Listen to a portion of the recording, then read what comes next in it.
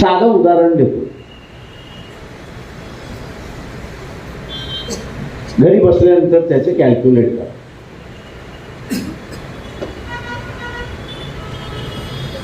तुमच्या पगारातला किती टक्के हिस्सा हा तुम्ही बाजारातल्या खरेदीदाराच्या वस्तूमध्ये, म्हणजे बाजारामधल्या ज्या वस्तू आहेत त्या खरीदण्यासाठी वापरता. कुटुंबासाठी वापरता तो वेगळा आहे, त्याचं वेलफेअर, तो भाग वेगळा. ते पगाराचे दोन भाग. एक पगार जो आपण कुटुंब, घर याच्यावरती करतो तो भाग, तो आपला आनंदाचा भाग. दुसरा भाग, त्याच आनंदामध्ये सोनं लागावं म्हणून आपण जे खरेदी करतो, मग किचनमधली खरेदी असेल किंवा सुखवस्तीमधली खरेदी असेल, महिन्याचा फक्त असताना तुम्ही हिशेब करा आणि पगाराच्या तो किती टक्के आहे.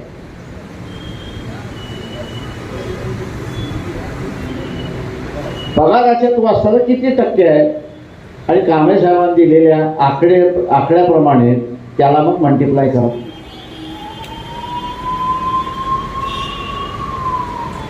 त्याला मल्टिप्लाय तुम्ही केलं तर लक्षात येईल की एकंदरीत महाराष्ट्रामध्ये, म्हणजे महाराष्ट्र राज्यामध्ये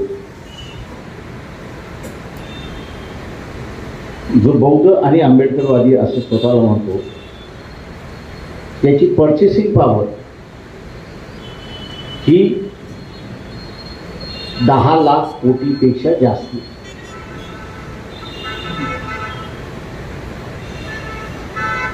त्याची पर्चेसिंग पॉवर ही 10 लाख कोटीपेक्षा जास्ती आहे. आता ह्या 10 लाख कोटीवरती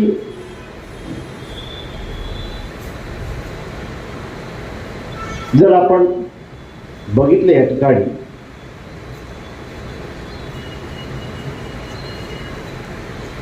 किंवा या खरेदीच्या ह्याच्यामधनं आपण सरकारला असताना जो टॅक्स देतो त्याचा असताना आपण हिशेब जर केला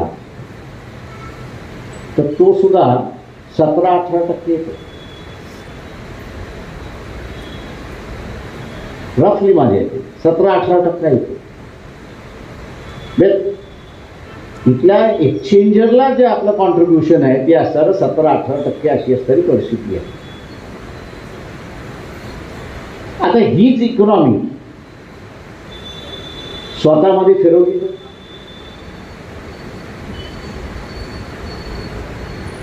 आणि स्वतःमध्ये फिरवायचं झालं तर नोकरीतून बाहेर पडलं पाहिजे. माझ्याकडे बरेच जण येतात, तर कसं पोराला लावून घ्या. अरे म्हटलं असं तसं लागत नाही, 50 लाख लागतील तरी चालतील, आपण देऊन टाकू. मी त्यांना म्हणतो माझ्याकडे द्या 50 लाख आणि पोरगा माझ्या ताब्यात द्या.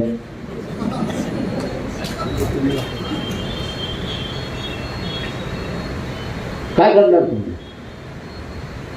म्हटलं ते तुम्ही कशाला विचारताय?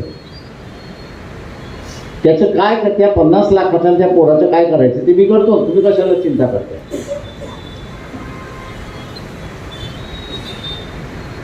तुम्ही त्याला नोकरीत लावून देणार ना?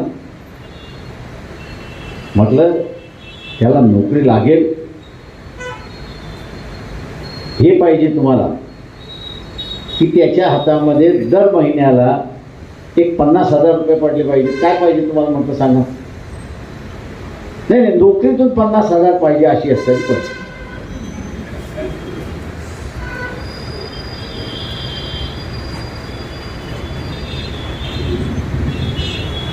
ह्या देशामधल्या व्यवस्थेचा हिस्सा होण्याचा आपण कधीही प्रयत्न केलेला नाही.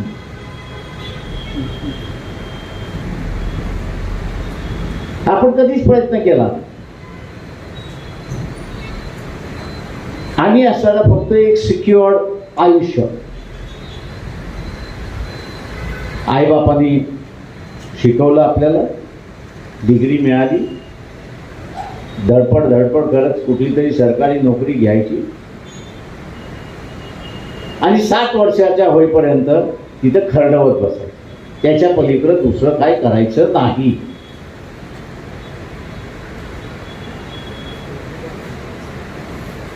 आणि त्याचाच हा परिणाम आपल्याला सर्व दिसतोय की आम्हाला आमच्या प्रश्नाच्या बाहेर जाता येत नाही.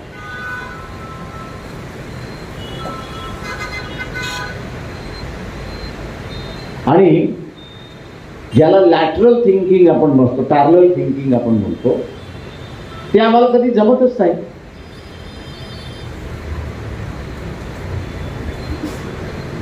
आणि त्याचा आम्ही कधी प्रयत्न केलेला नाही. याचं कारण की आमचं वाचन हे कमी होत चाललेलं आहे.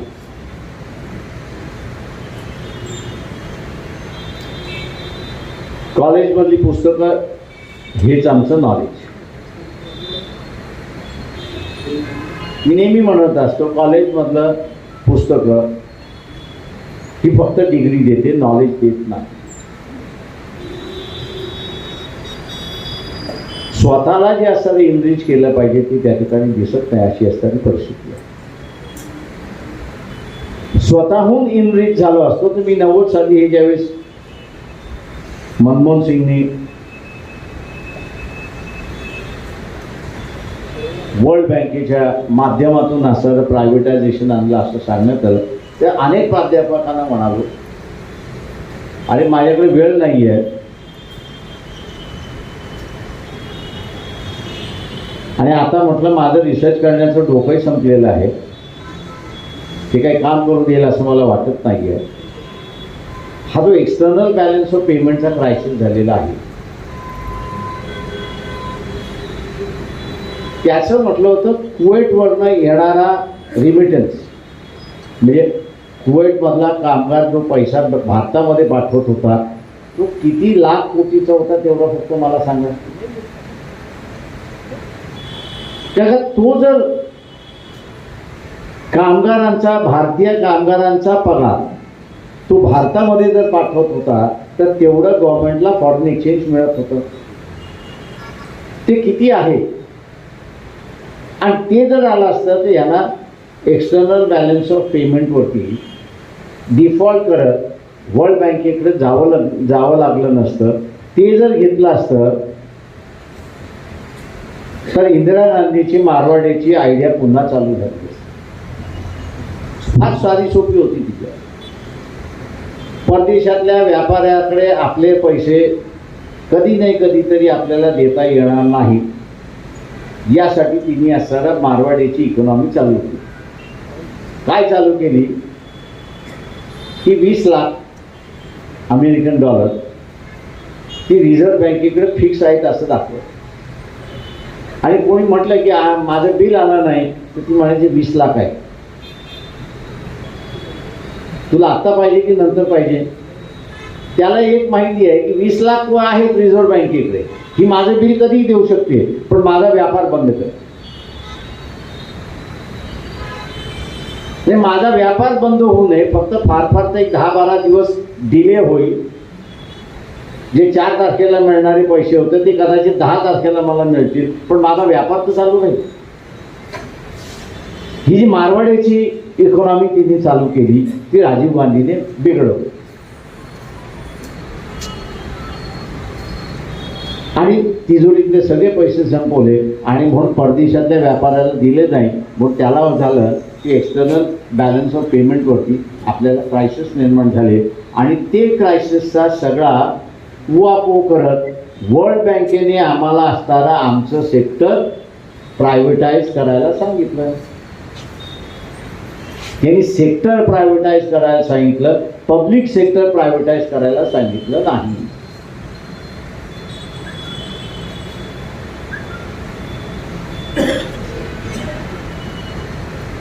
त्यांचं होतं की तुम्ही सेक्टर ओपन आउट करा. जे तुम्ही पब्लिक सेक्टरसाठी रिझर्व, म्हणजे जे मी अगोदर म्हणालो की बाबासाहेबांनी 3 ह्याच्यामध्ये इसेन्शियल, नेसेसरी आणि ॲन्सिलरी, या ह्याच्यामध्ये जी मिक्स्ड इकॉनॉमी नंतर नेहरूने डेव्हलप केली, त्या ह्याच्यामधलं जी इसेन्शियल होती ते इसेन्शियल मध्ये पब्लिक सेक्टरच राहणार. कारण का माणसाच्या शरीरामध्ये रक्त हे जसं महत्वाचं आहे की रक्ताशिवाय माणूस जगू शकतो का? नाही. तसं कुठल्याही देशाचं सार्वभौम पॉलिटिकल सॉव्हरेनिटी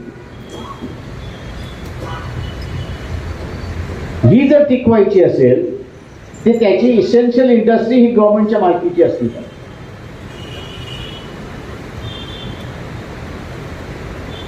आणि म्हणून मी सुरुवातीला म्हटलं की आमचं शिक्षण ही सार्वजनिक शाळेमध्ये झालं. सार्वजनिक शाळा हा या शिक्षण क्षेत्रातला पायाभूत होता आणि म्हणून मला डिग्री मिळाली, मला बुद्धी मिळाली. जे मला मिळालं त्यालाच मी कंडेम केलं आणि खाजगीकरणाला मी असणारा वाव दिला. आणि म्हणून ज्याला फंड आपण म्हणतो तोच आपला स्पष्ट नाही. अपॉर्च्युनिस्ट हा जो इंग्रजी शब्द आहे हा 100% आपल्याला लागतो. 100% लागतो. आणि एकदा अपॉर्च्युनिटी संपली की त्या अपॉर्च्युनिटीची गळती व्हायला सुरुवात होते. ती आता गळती सुरुवात झाली.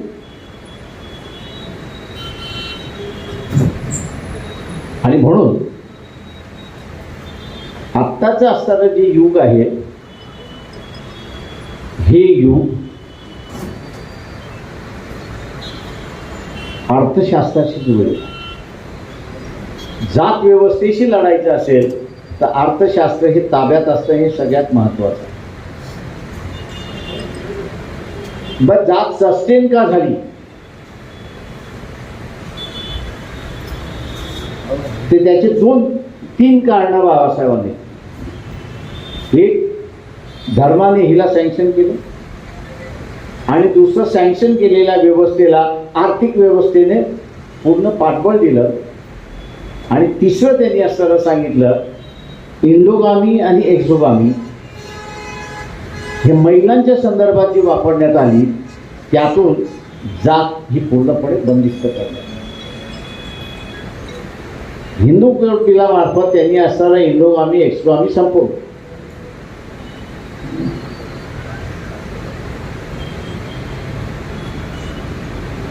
एक माणूस एक मत यातून त्यांनी जात व्यवस्थेला चॅलेंज केलं. त्या एक मताची व्हॅल्यू सार्वत्रिक सारखीच असली पाहिजे आणि तिला सार्वत्रिक करायची असेल तर अर्थव्यवस्था ही सार्वत्रिक झाली पाहिजे.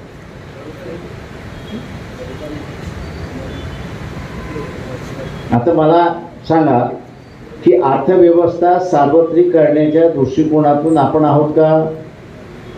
नाही, बिलकुल नाही. ती जर सार्वत्रिक करण्याच्या याच्यामध्ये असतात तर तुम्ही सार्वत्रिक शिक्षण क्षेत्र याला खाजगीकरण होऊ दिलं नसतं.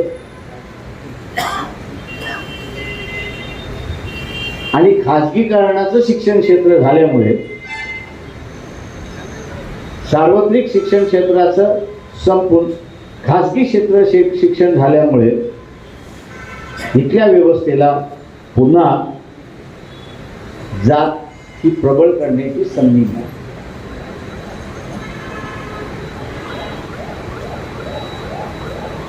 त्याच्यामुळे जात ह्या व्यवस्थेशी लढायचं असेल तर थिअरी ऑफ सरप्लस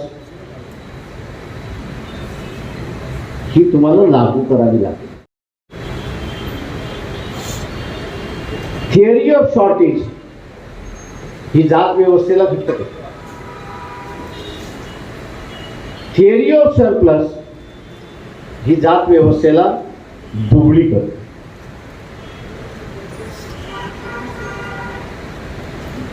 आणि म्हणून म्हटलं की आत्ताचा असणारा हा लढा हा पूर्ण अर्थव्यवस्थेचा चाललेला लढा आहे.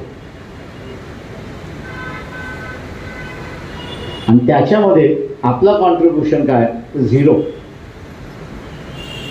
जेवढे अर्थव्यवस्थेचे प्राध्यापक आहेत त्यांच्यावरती माझा आरोप आहे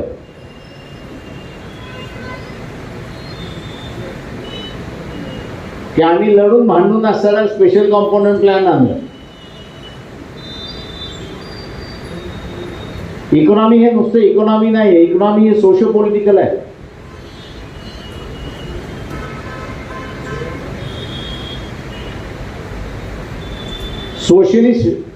सोशली असणारा स्पेशल कंपोनंट प्लॅन मार्फत संख्येप्रमाणे असणारा बजेट खर्च झाला पाहिजे. पण तो बजेटवरती ठेवलेला असणारा जो काही खर्च आहे तो झाला की नाही, तो कशा पद्धतीने सायकॉन्ड ऑफ होतो, तो रॉंगली कशा पद्धतीने असणारा यूज केला जातोय किंवा त्याचं युटिलायझेशनच नाही, हा आमच्या कुठल्याही PhDच्या विद्यार्थ्याचा रिसर्च विषय झालेलाच नाही.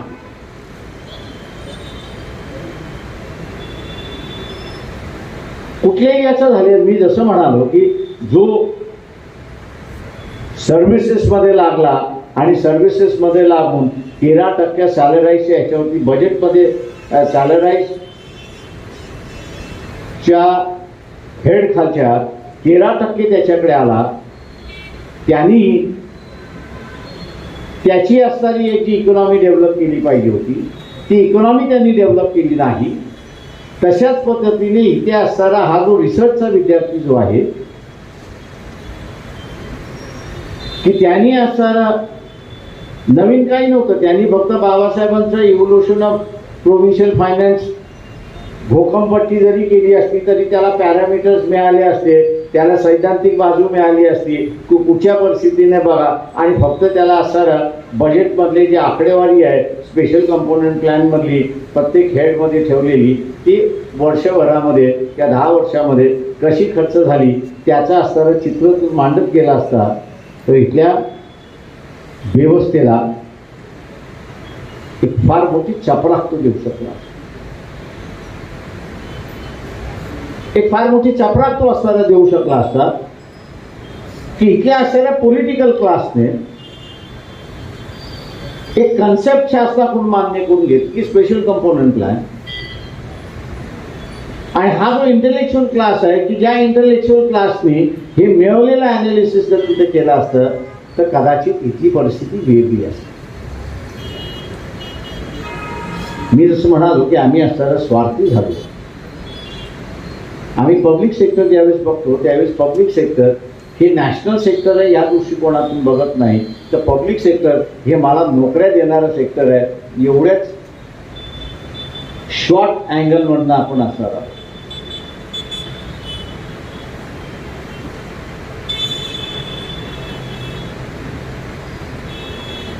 आम्हाला कुठल्या अर्थाने आम्ही बाबासाहेबांचे वैचारिक वारस आहोत हे सांगण्याचा आम्हाला कुठल्या दृष्टिकोनाचा अधिकार आहे हाच मला पहिल्यांदा पडतो.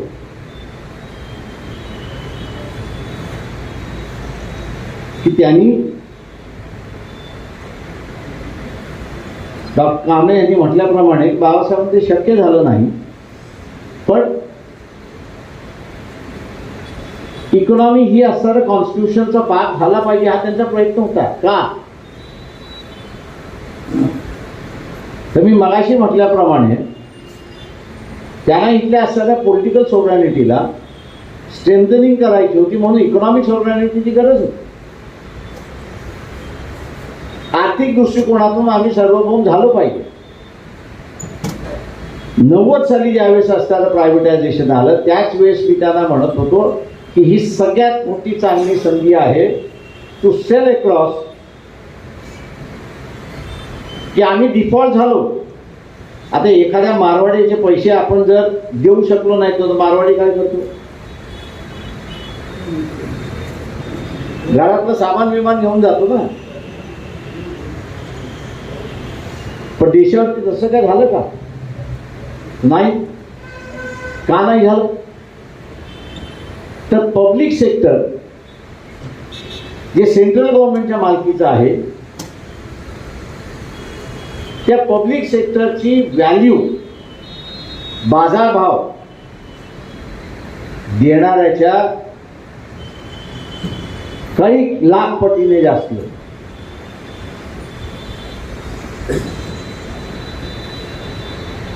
काही लाख पटीने जास्ती होता.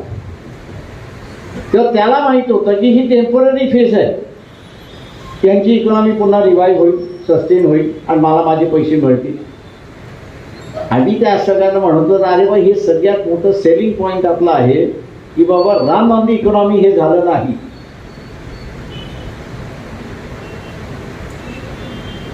राम ऑन द इकॉनॉमी हे झालं नाही याचं कारण की there was a very strong public sector. म्हणजे पब्लिक सेक्टर एवढं स्ट्रॉंग होतं की कोणी विचारच करू शकत नव्हता अशी परिस्थिती. आणि म्हणून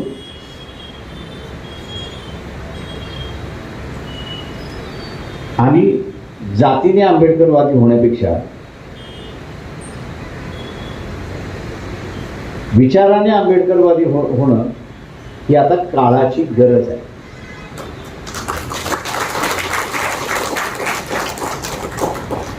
ही आता काळाची गरज आहे. टीव्हीवरती काही नेते येतात, तुम्हाला आरक्षण का पाहिजे? हे हजारो वर्ष आमच्या जातीने सहन केलं. मी एखाद्या ह्याच्या बसलो होतो, म्हणजे प्रेक्षकांमध्ये बसलो होतो, जे राजदीप सरदेसाईंनी. तो राजदीपने माझे दोन्ही हात धरून ठेवले होते. प्रकाश उठायचं नाही म्हटलं, नाही उठत, ऐकतो म्हटलं व्यवस्थित. वेळा वाकडं उत्तर दिलं तरी आपण उत्तर द्यायचं म्हटलं, काही करत नाही म्हटलं राजदीप, मी बसून राहतो म्हटलं. त्यांनी असं म्हटलं, एक लक्षात घे राजा, माझ्या आज्याने तुझ्या आज्यावरती अत्याचार केला, माझ्या पंजाने तुझ्या पंजावरती अत्याचार केला, हे सगळं मला मान्य आहे. आता ते दोघं आकाशात काय भांडत असतील ते भांडत असतील, पण आपण का भांडतो? मी तुझ्यावरती अत्याचार केला का?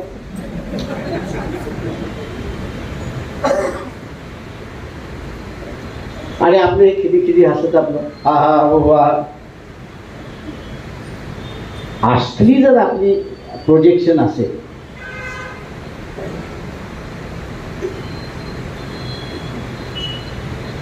तर आज आपण कुठलाही अधिकार टिकू शकत नाही हे लक्षात.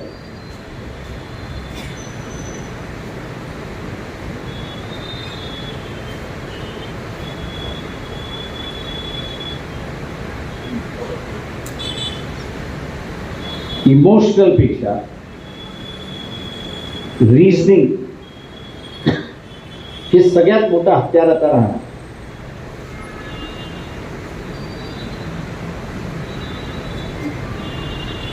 आणि जोपर्यंत तर्काचं राजकारण आपण करत राहू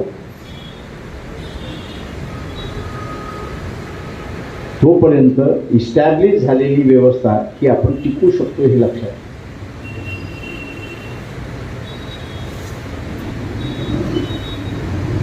दुर्दैवाने आम्ही ते सेल येईपर्यंत या देशाच्या इम्पिरिकल इकॉनॉमिक्सचा बाप हा डॉक्टर बाबासाहेब आंबेडकर आहे असं कोणीच म्हणायला तयार. कारण आम्ही वाचलेलंच नव्हतं ना. काय घेणं देणं आहे? बाबासाहेब महार होते, मी महार आहे. त्याच्यामुळे जे बाबासाहेबांना आलं ते मला आलं. त्याच्यामुळे मी पुस्तक करत राहिलो, त्याच्या पलीकडे माझं काहीच राहिलं नाही. आज सगळ्यात मोठा इथल्या अर्थव्यवस्थेचे प्राध्यापक एका गोष्टीचा सगळ्यात मोठं कॉन्ट्रीब्युशन करू शकतात आणि तो म्हणजे प्रॉब्लेम ऑफ रुपी हे जे बाबासाहेबांनी लिहिलं होतं. गोल्ड एक्सचेंज की गोल्ड याच्यावरती त्यांचा वाद होता. त्याच पुस्तकामध्ये नंतर त्यांनी असं म्हटलं की रुपी हा जर स्टेबल ठेवायचा, पैसा हा जर स्टेबल ठेवायचा असेल तर तुम्हाला पर्चेसिंग पॉवर ऑफ रुपी हे स्टेबल ठेवावं.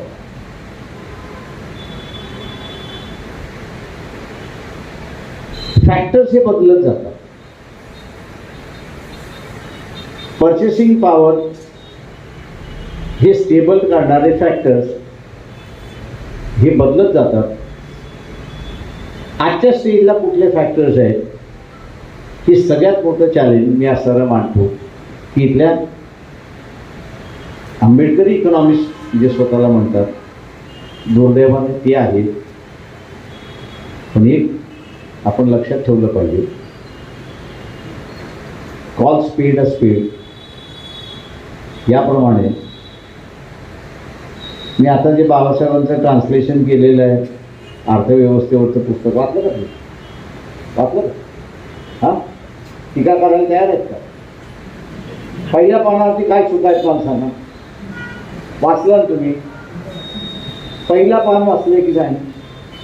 पहिल्या पानावरती काय चुका आहेत त्यांनी वाचले. त्यांच्या लक्षात आलेलं मला माहिती आहे पडोळींच्या, पण बोलण्याची हिंमत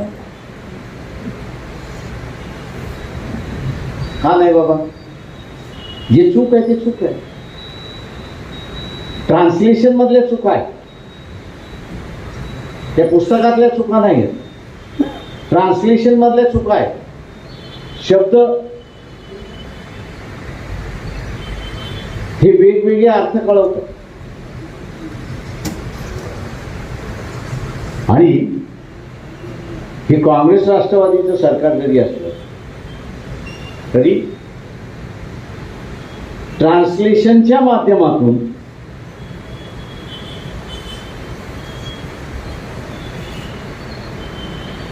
हिंदू इकॉनॉमी कोणी जर वाचलं असेल तर त्याचा भाग करण्याचा जो एक प्रकार चाललेला आहे तो आपल्याला त्या ठिकाणी दिसेल.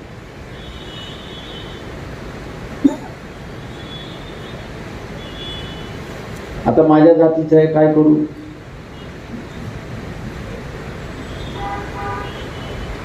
बोलू की न बोलू?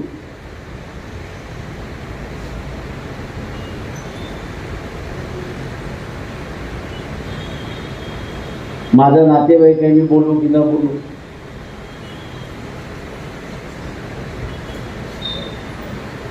ज्या क्षणाला या दोन कन्सिडरेशन आल्या त्या क्षणाला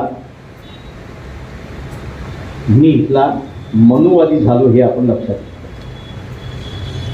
हिंदुत्ववादी नाही म्हणून मी वैदिकवादी झालो, मी मनुवादी झालो.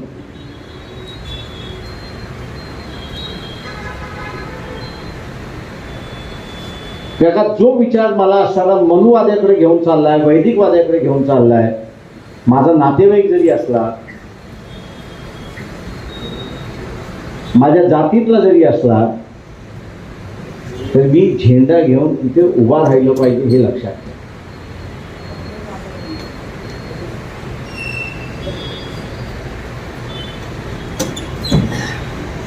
कल्चरलायझेशन, संस्कृतायझेशन ज्याला आपण असताना म्हणतो, दी कल्चरलायझेशन आणि संस्कृतायझेशन असणारी जी प्रक्रिया तिथे सुरुवात झाली, तिथे एक वाद मिटवण्याची प्रक्रिया त्या ठिकाणी सुरू आहे.